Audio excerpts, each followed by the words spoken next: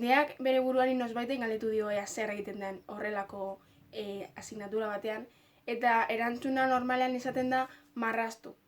Hori, egia da, marraztu egiten da, baina marrazteko teknika eta gauza ezberdinak ikasi behar dituzu lehenago. Fly me to the moon, let me play among the stars, and let me see what spring is like on Jupiter and Mars.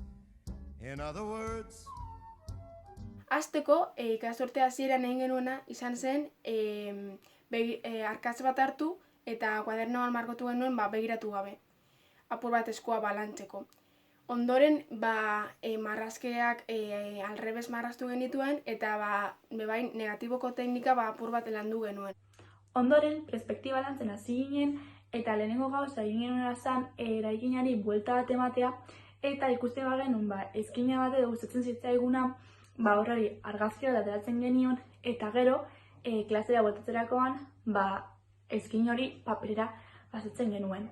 Eta hori lantzeko egin genuena zen gure buruan geneukan irudia edo eraikina paperera pasatzea, hau da argazki bat aurrean izan barik.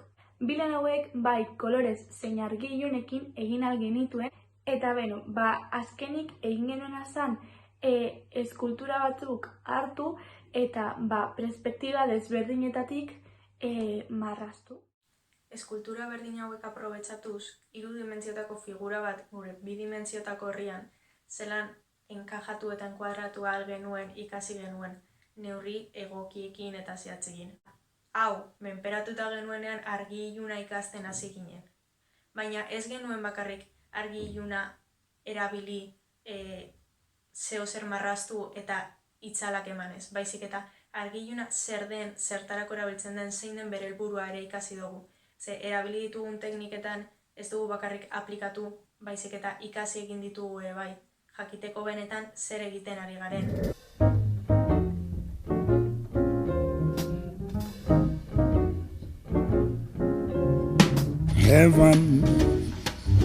Guk erabili duguz arkatzak, punta gorrikoa eta 6B, hau dela oso biguna, eta hori erabili dugu argilunak perspektibak eta dana egiteko.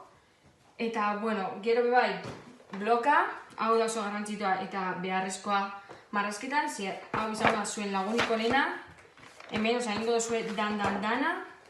Eta, gero bai, erosi genituen gauza gehiago, adibidez, temperak, tinta txina, akuarelak, zerak, karboncilloa eta gauza pilo bat, baina hori, esan dudan moduan ez zigun eman denborarik eiteko.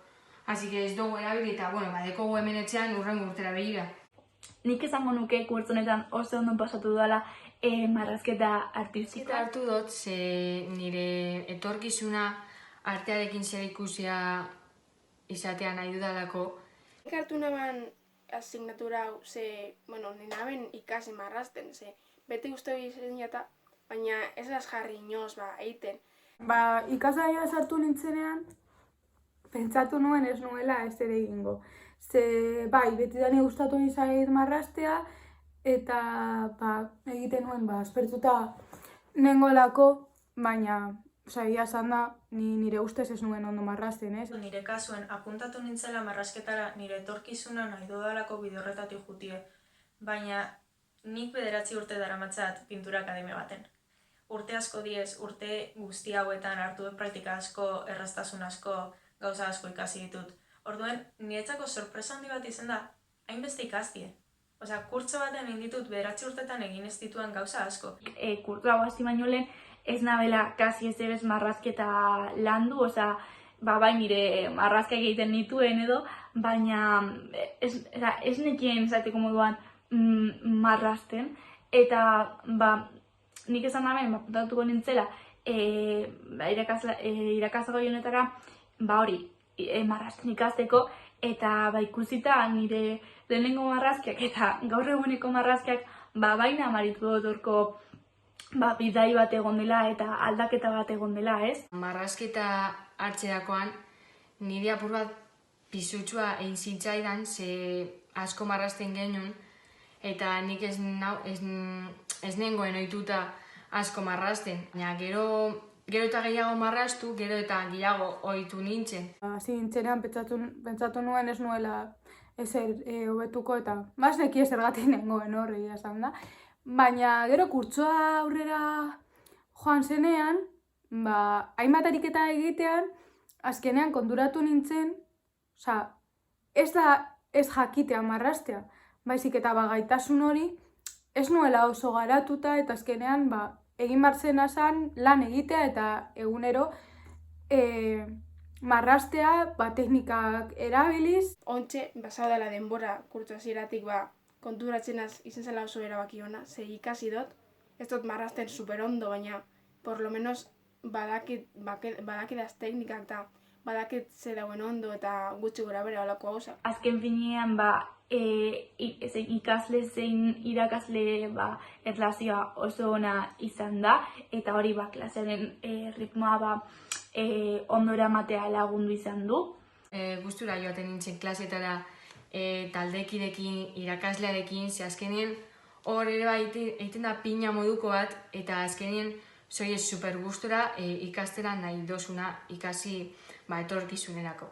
Giro oso ona egon da gure artien, klasekideen artien, eta irakasleagaz bai. Pasau dut oso ondo, izan da esperientzia oso ona, eta uste dut jendiak nahi badau apuntau edo nahi badau ikasi, dala oso modu ona.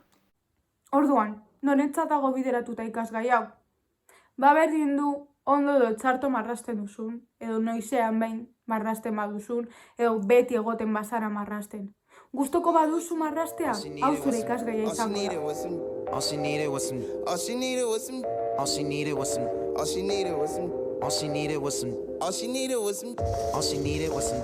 All she needed was some. All she needed was some. All she needed was some. All she needed was some. All she needed was some. All she needed was at a Clippers game on the court.